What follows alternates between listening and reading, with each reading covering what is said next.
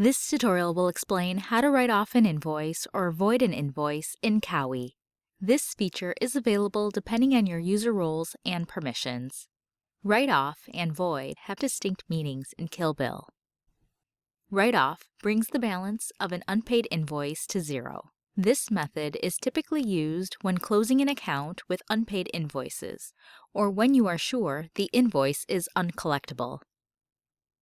Void changes the invoice's status to void, in which case the system ignores it. There are restrictions with voiding an invoice.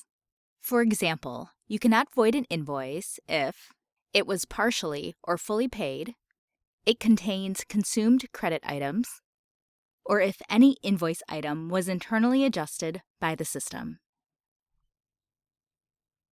To write off an invoice, open the Invoice's details page for the invoice.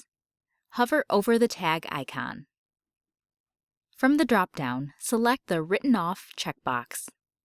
You can also type a comment in the comment field, but this step is optional. Click the Update button. If the write-off is successful, Kaui displays a confirmation at the top of the invoice detail.